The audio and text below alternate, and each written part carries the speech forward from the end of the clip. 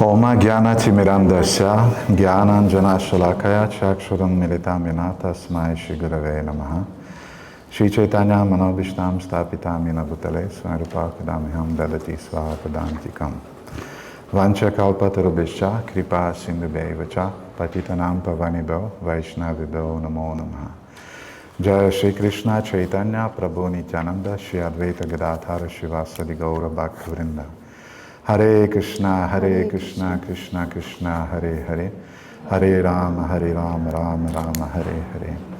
Gurave Gaura Chandraya Radhikaya Tadalaya Krishna Bhaktaya Tad Bhaktaya Namo Namaha.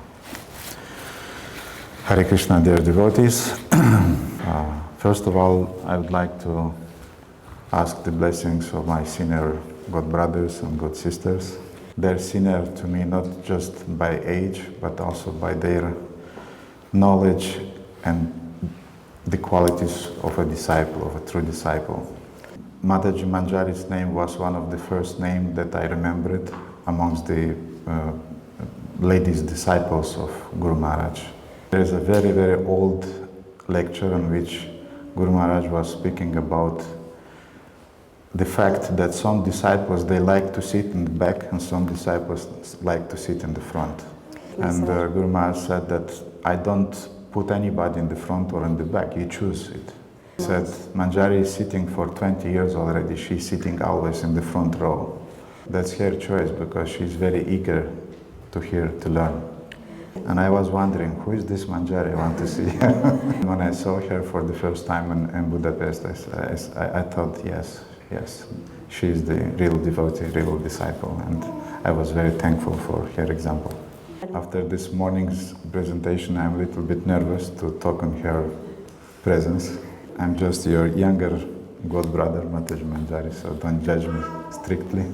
And also, of course, my obeisances to His Holiness Bhактипāda Maharaj. He was the second confirmation that my life will completely change after my visit of New Vrajadam. So maybe 20 or 25 years back when I visited New Vrajadam for the first time. I heard about His Holiness Srila Shivaram Maharaj, but I never saw him personally. Wandering in New Vrajadam, I was thinking, who made it? Who is the person who revealed it? Who is he? And then I of course, Radha Shama Sundara, there we saw this morning. They're non-different from their names. They're most beautiful entities in the universe. And I was thinking the person who could reveal this beauty is beautiful himself. And Guru Maharaj wasn't at the farm at that time. And it was the Kartik time actually. Not many devotees were around. At that time, Hungarian devotees hardly spoke English. And then Bhактипāda Maharaj, he kind of like took me under his wing. He showed me the New Vrajadam, and he was always, and he still remains, a very, very caring person. Bhakti is about the heart and about the intelligence. These two have to be friendly, they have to work together. Sometimes devotees are too much in their heads, and sometimes they are too much in their hearts. Bhактипāda Maharaj, he has a very, very big and soft and kind heart. He is a very, very intelligent person. He has the intelligence of a disciple. It's exactly what Guru Maharaj appreciates in him, that he is a loyal disciple. And I could go on and on, but with your permission, I would speak about the topic. So, as you see on the slide, the topic of our seminar will be full surrender, pranipat, honest inquiry, pariprashna, and humble service, seva, 3 qualifications for receiving spiritual knowledge and bhakti.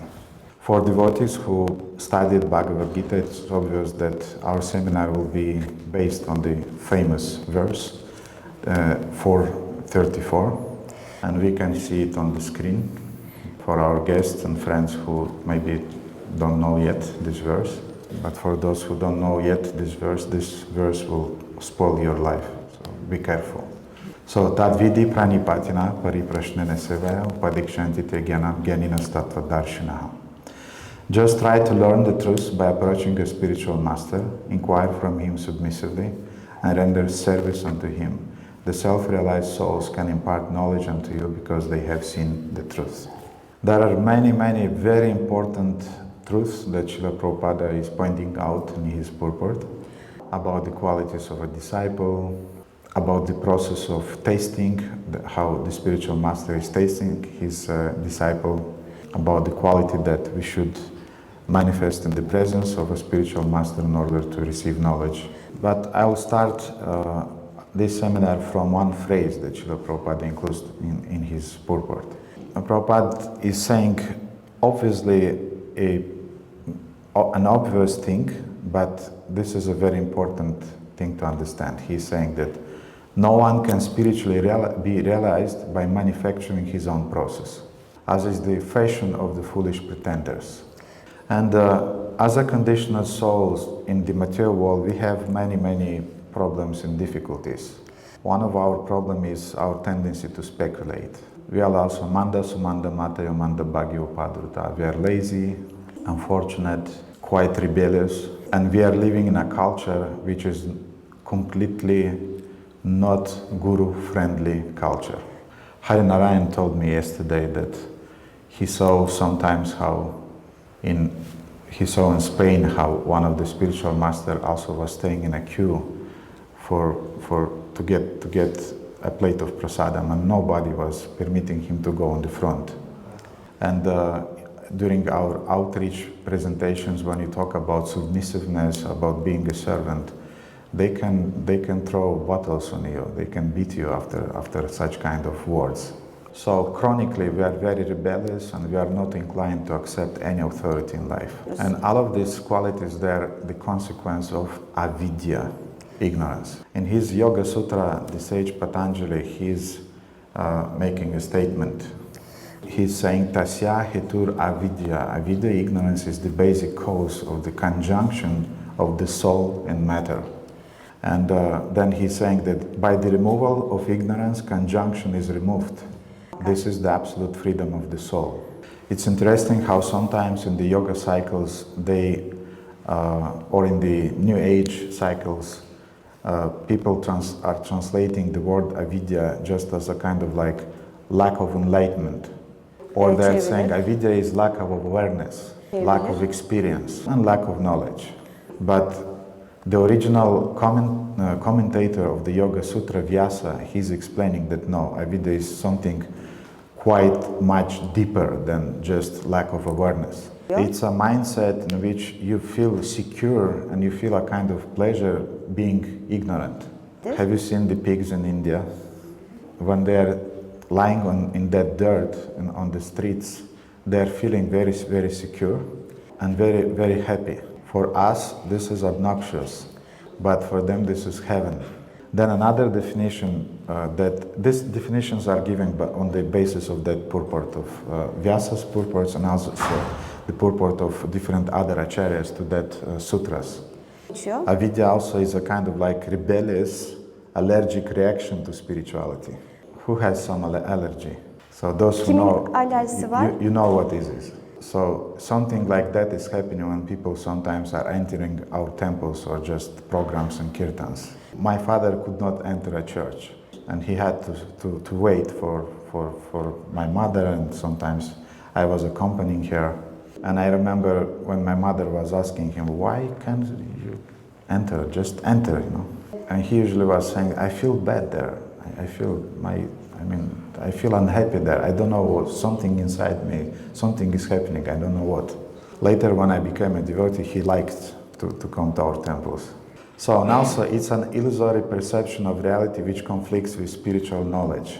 In chapter 5 of Bhagavad Gita, Krishna is saying, embodied beings are bewildered by the ignorance which covers their real knowledge. In his purport to this verse, Baldevi Debhushna, he is saying that avidya, ignorance, is anadi, it's beginningless, and it takes the form of misdirecting the jiva's attention away from the absolute. And this is called vaimukhata or vaimukhya. Now, what is the opposite of avidya? What is the opposite of ignorance? The opposite, obviously, is the knowledge or vidya, wisdom that we receive from the spiritual master. And this knowledge has the potency to redirect the jiva's consciousness back to Bhagavan, from Bahirmukha to Unmukha. You know, our envy sometimes is manifesting in the body language. When you are envying somebody, you don't look in his eyes or her eyes, don't look in her face. If you are even greeting her, they are saying something, hello. But your body language is saying that you don't want to look, don't want to confront that person. You rather would turn with your back to him or to her. And this is exactly the state of the jiva, Bahirmukha. The jiva turned with its back to the Lord. But the spiritual master is turning us back to look face to face, to look to Krishna. Atah Shri Krishna Namadi, Nabhavit Grahya Midriyak, Sevan Mukha Hijihvadao Swaimavas Puratida. Through Sevan Mukha, through service, we turn back to Krishna. Now, another very, very important point is, I'm sure that devotees know the verse Anyabhilashita Shunyam. And those of you who don't know this verse, please watch the last seminar that His Holiness Srila Shivaram Maharaj gave on the definition of bhakti, in which he is explaining word by word the meaning of this very, very important verse. But in this famous verse, Rupa Goswami, he is saying Jnana Karma Dhanavritam, that our bhakti should be free from jnana and from karma. This word jnana sometimes is very bewildering for devotees, because we hear as a result of misunderstanding of this statement that we don't need jnana. Vasudeva Bhagavati Bhakti Yoga Prayojitaha Jnanatishu Vairagyam Jnanam Chaya Dahaitukam. Just by serving Krishna, jnana is coming, renunciation is coming. You'll receive everything. No need to study books. And I remember one senior devotee many, many years back, about 30 years back, he referred to this verse by saying that we should not study our books, we should distribute our books. And I felt that something is wrong with this presentation. Why Srila Prabhupada wrote so many books? But anyway, there are many, many talks about that we don't need jnana, we don't need karma, and we don't need jnana. But we should understand a very, very important point, that the jnana which Rupa Goswami is referring to in the phrase Jnana Karma Dhanavritam, and the jnana that Narottam Das Thakur declared in his songs to be Vishaira Bandha, which means a pot of poison, is not our jnana or pure jnana, pure knowledge that Krishna is teaching in Bhagavad Gita. Technically, the knowledge that Krishna is presenting in Bhagavad Gita and Srimad Bhagavatam and so on is called Shuddha Jnana, it's pure jnana, pure knowledge. Mainly it's knowledge about Bhagavan, the Lord, about Bhakta, devotee, and Bhakti, the relationship between these two. And this knowledge is different from impersonal knowledge about which Rupa Goswami is speaking in his verse. Srila Prabhupada had a god brother by the name His Holiness Bhakti Pragyan Keshav Maharaj. And some devotees know that Keshav Maharaj was the sannyas guru of Srila Prabhupada. He was a very, very knowledgeable person. He knew Vedanta, he knew Upanishads. I mean, he was philosophically very, very educated. And he has an article which is called Pareshanubhuti, which was published in one of his journals called Gaudiya Patrika. And in this article, he is explaining that there are 5 types of jnanas. He's saying there is Indriyartha jnana, or knowledge for the purpose of sense gratification. Anlamında. There is Naitika jnana, or moral knowledge. Ishvara jnana, or knowledge about the supreme controller. Brahma jnana, impersonal knowledge. And when we hear jnana karma dhanavritam, that's about this type of knowledge we refer. And finally, he is describing that there is Shuddha jnana, or pure knowledge. And we see this very nice quote from Jaiva Dharma, in which Bhaktivinoda Thakur is defining what is Shuddha jnana, or pure knowledge. And he is saying knowledge about the reciprocal relationship between Bhagavan and Jiva is known as pure knowledge, Shuddha jnana. We'll be a little bit technical during this seminar sometimes, but it's an introduction to nectar, so now be tolerant. In his book, which is called A Comprehensive Guide to Bhagavad Gita, Hridayananda Maharaj gives 24 examples where Krishna describes the need of knowledge, Shuddha jnana. I think one of the most often spoken topic from Srila Shivaram Maharaj is that, dear devotees, you should study, you should be knowledgeable, you should study Srila Prabhupada's books. In my humble way, I'm just trying to repeat the same idea. We need knowledge for advancement in bhakti. We need knowledge for liberation from ignorance. We need knowledge in order to restore our lost relationship with the Lord. And we need knowledge in order to love Krishna. The whole science of loving Krishna is also knowledge. So he gave 24 examples about the need of knowledge in that book. Time is limited, therefore I'll show you just a few examples. These are the numbers from Bhagavad Gita, verses and chapters. So 438, Krishna is saying, nothing purifies like knowledge. 436, by the knowledge bought alone, even the most sinful person will cross over all evil. 441, knowledge cuts away doubt. We'll not go through the whole slide. You can make a picture of it and then you can look home, you can look at these verses and you'll understand that this is, knowledge is very important for our advancement. Another important point regarding this is that the general word for knowledge in Sanskrit is jnana, as we said. But in our Bengali Gaudiya Vaishnava tradition, sometimes the classical Sanskrit word jnana is changed. Gaudiya Vaishnavas, more often they are speaking in terms of Siddhanta or in terms of Tattva also, Tattva Siddhanta. So in their presentations, usually Gaudiya Vaishnavas in Bengal, they are saying that Guru will teach you Tattva Siddhanta, Tattva Jnana or Tattva Siddhanta. Siddhanta means knowledge or doctrine or understanding which leads to perfection, to Siddha, Siddhi. There are a few very, very beautiful verses written by Bhaktisiddhanta Saraswati about the need to understand our Gaudiya Siddhanta. You can see them here on the slide. It's from Prakrita Rasa Sata Dushini. And he is saying, Siddhanta vihina hoile Krishna chintalagina, sambandha hinerakabu abideya hoina. He's saying, Siddhanta vihina hoile, without understanding Siddhanta, Krishna Chinta Lagina, you'll never become Krishna Chinta, you'll never become Krishna conscious. Then Sambandha Hinera Kabo Abhideya Hoena. If one lacks knowledge about his relationship with Krishna Sambandha and then proper execution of devotional service in relationship to him, Abhideya, is impossible. Without Siddhanta, you cannot attain Prayojana or the ultimate goal, pure love of Godhead, Krishna Prema. Srila Shivaram Maharaj often quotes in this regards the famous verse from Chaitanya Charitamrita, Siddhanta Baliya Chitte Nakaralas. I like very much in this reference also this verse, Siddhanta Alasagya Anartata Chadina. It's a very beautiful verse.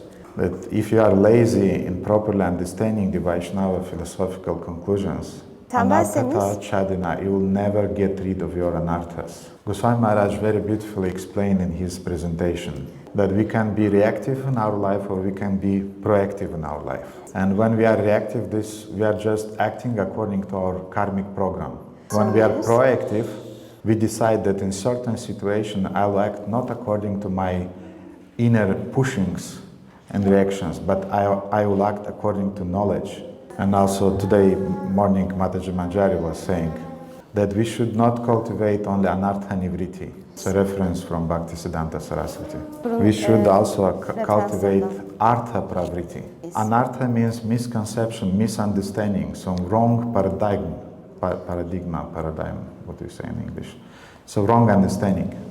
But when you receive knowledge, you change this wrong understanding and you know how to act properly. But artha finally means bhakti. Artha means the taste for devotional service. But before we go there, first we should know how to behave. We should know what are the values in accordance with the behavior of a Vaishnava, of a devotee.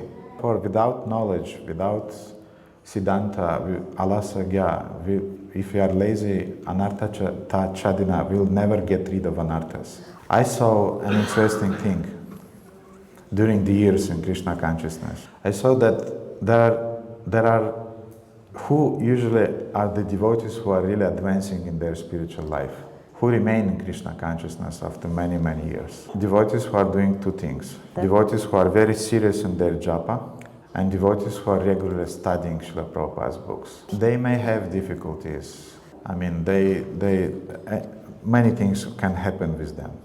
Onlara birçok şey olabilir. But in the end, they overcome all the obstacles that appears in their spiritual life, and they go on advancing. They remain in Krishna consciousness. And there may be many devotees who are very efficient in their services. They are very productive, and they are shining like anything. But just because they are not serious in their study, they disappear after 10 years, 15 years. They just disappear from the horizon of ISKCON. Statement is also very beautiful. Jadi Krishna Brahme Kore Krishna Seva Kore Na. One who mistakes Krishna as belonging to the material plane can never render actual service to the Lord.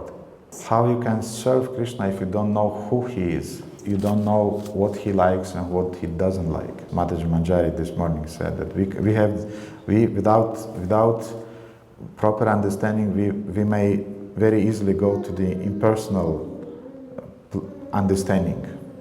So to get Siddhanta, I mean, we can go on and on explaining these verses. And to get Shuddha Jnana, to get knowledge, which is the opposite of avidya, ignorance, we have to approach a book, correct? We should go to Google, yeah? We get knowledge from Google nowadays. Bu tabii çok ayrı bir konu. No, if you want knowledge, you go to a person. You approach a spiritual master, and you receive knowledge from a living person. The book will not teach you different subtleties that a living person will teach you.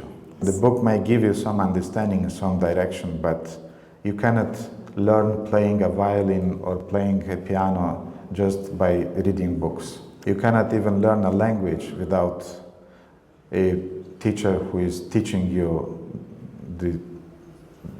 the language that you want to learn. And Bhakti is a much more difficult science than playing a violin or a piano.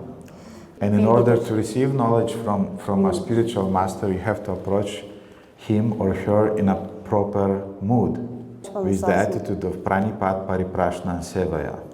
With surrender, we have to put questions and we have to serve the person.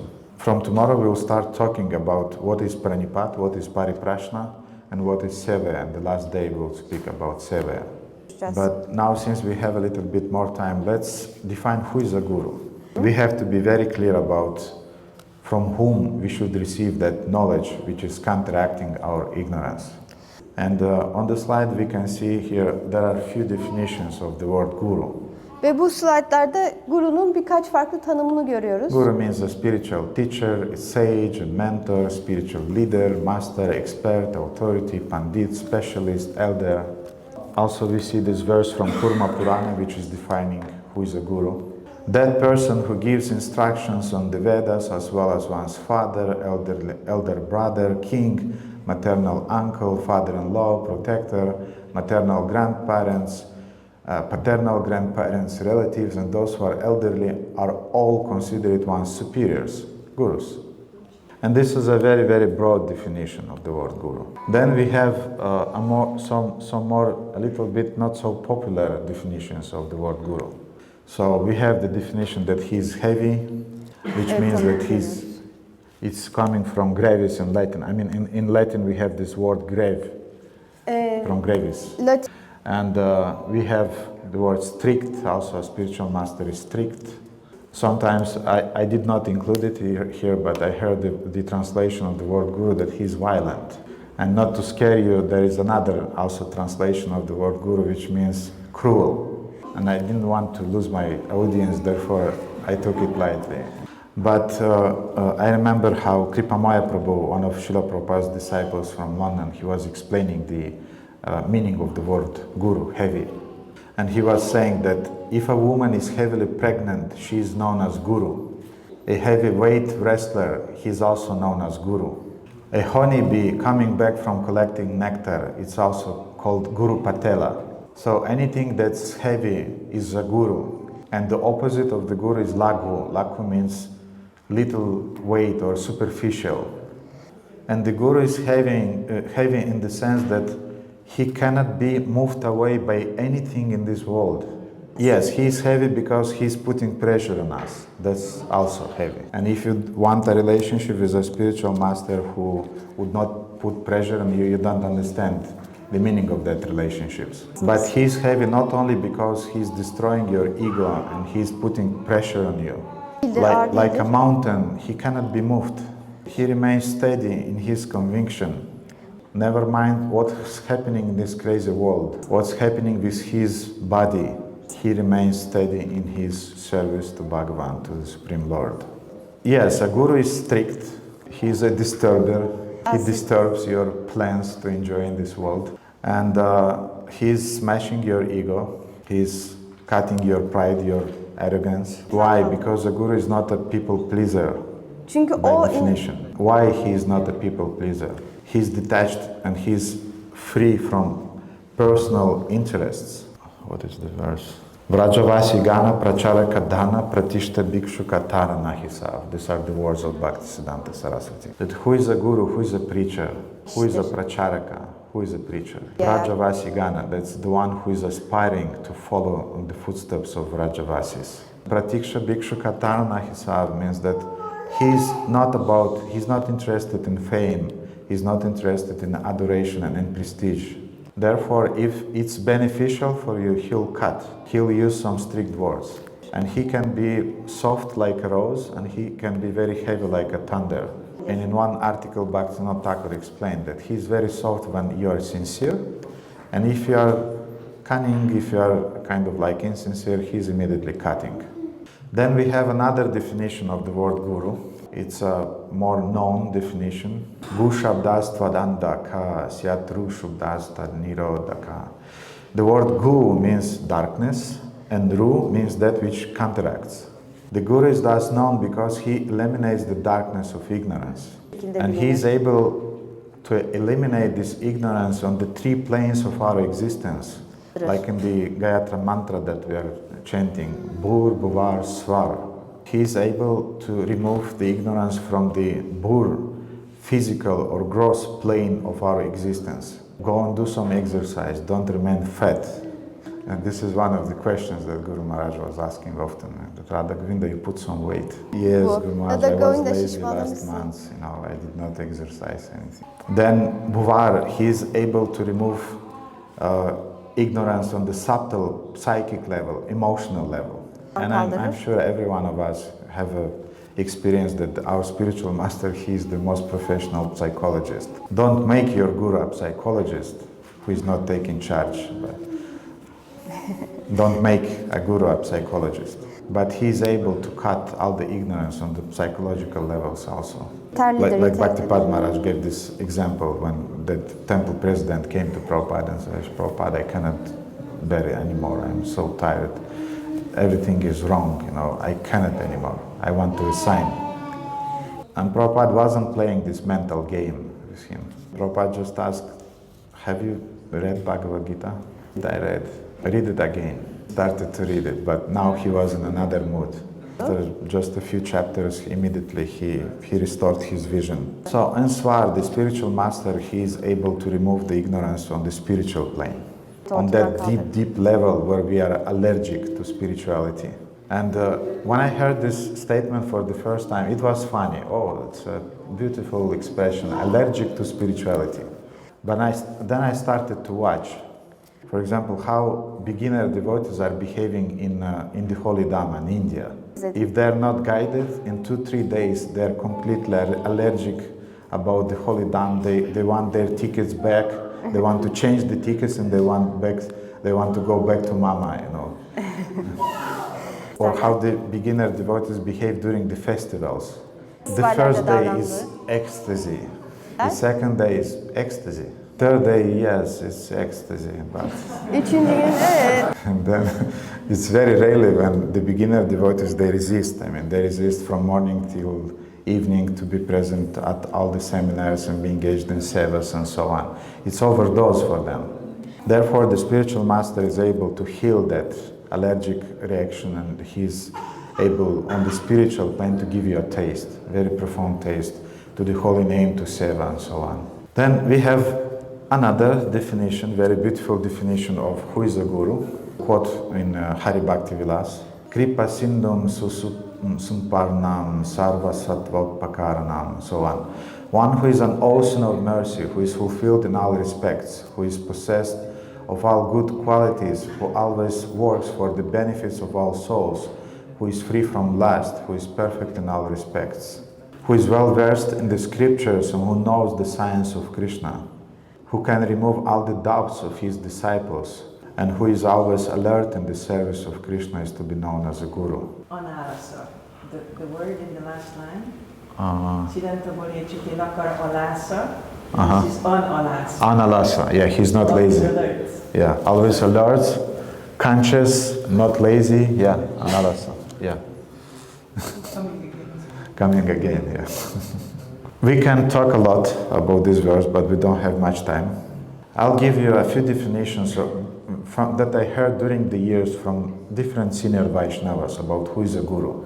This one I heard from His Holiness Srila Shivaram Maharaj, the first one. Anyone who imparts transcendental knowledge based on Guru Sadhana Shastras. Then the second definition, Srila Prabhupada often said that a guru is one who has completely surrendered to their guru. Then we have a definition, I think this is from Bhakti Pramod Puri Maharaj, a disciple of Srila Bhaktisiddhanta Saraswati, who said that the teacher who is the personification of humility, tolerance, compassion and dedication. So he's not just cutting and heavy.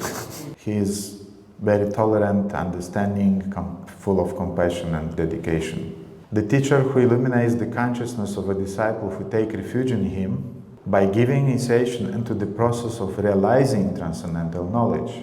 Padikshantite Gyanam, so you'll take shelter of him and he'll give you knowledge. This is the meaning of Diksha, of initiation. One who plants the seed or mantra into the heart of a disciple. One who constantly educates and inspires advancement in devotional service to Shri Guru Parampara, Krishna and Vaishnavas. And he is inspiring you to serve not only himself or Krishna, but also to serve Parampara and to serve other Vaishnavas. One whose heart is full of pure love for the Supreme Lord. And a synonym for the word Guru is the word Acharya. Or we have another word, Mahanta, a word that appears in Chaitanya Charitamrita. Jive Sakshat Nahi Tata Guru Chaitya Rupa Shiksha Guru Hoya Krishna Mahanta Swarupa. Jiva Sakshat means that a Jiva doesn't have vision to see the Chaitya Guru in the heart. And therefore Shiksha Guru Hoya Krishna Mahanta Swarupa, the Super Soul appears externally in the form of a Mahanta. And it's interesting, Srila Prabhupada translates the word Mahanta, he's saying that this is the topmost devotee. But now attention, Mahanta also means a head of the school, a head of a monastery, a head of an ashrama. And it implies that you'll have to deal with your god brothers and god sisters. So he is accepting you into a school.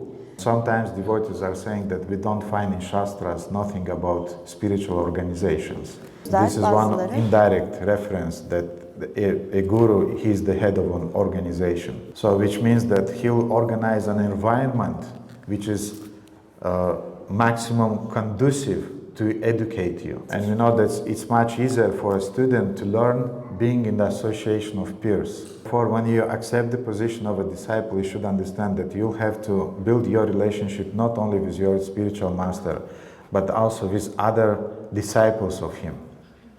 Yani şunu anlamanız gerekir, sadece spiritüel öğretmeninize değil, aynı zamanda diğer öğrencileriyle de bir ilişki geliştirmeniz gerekir. We speak till 11:40? 45. Okay. So anyway, we could talk more about the significance of Mahanta, but another synonym for the word Guru is the word Acharya. And we can see there is a definition of the word Acharya from Vayu Purana. The Acharya is one who has studied and understood the meaning of the scripture, who then inculcates this meaning into the behavior of others while himself practicing what he preached. So he's teaching by his example. And he's teaching not only theoretical knowledge, but he is also teaching, he's forming the character of his students. And therefore Krishna is very interestingly in Bhagavad Gita, he's saying that the first two qualities of knowledge is amanitvam adanbitvam, humility and pridelessness. So beside teaching you knowledge, theoretical knowledge, he'll teach you how to behave and what qualities you should develop that will be maximum conducive for you to realize the knowledge that he's teaching. So it will be a process that will take time. And we know that it's not easy to change the character. But this means to be a disciple, to work on your character and to develop certain qualities. And these qualities will manifest also your pranipat and your ability to surrender. You surrender not just once. Every time you receive an instruction that you will not like, you will have to surrender. Daily we are surrendering. We are daily doing pranipat. And then we'll have to know how to ask, how to inquire, how to put proper questions. And yesterday, His Holiness Srila Shivaram Maharaj talked a little bit about how to inquire in a proper way. Not just going around and finally just talking about yourself. Talking your story, as he said.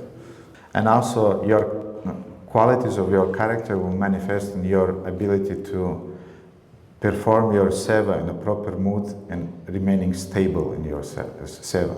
And when you manifest these qualities, then the spiritual master will provide you a systematical education in spiritual knowledge. So dear devotees, I'll follow on the footsteps of Bhактипāda Maharaj, and I would say the same thing. We don't have time for questions and answers, but if you have questions, I can answer them outside. And now we have to finish. Thank you so much for your attention. And tomorrow we'll continue with this most difficult quality, with pranipat. Shishi Radhe Shyam Sundar ki jai, Shishi Gaur Nitai ki jai. Nitai Gaur Premanande. Hari Hari Bol. Gaura Bhakta Vrinda ki jai.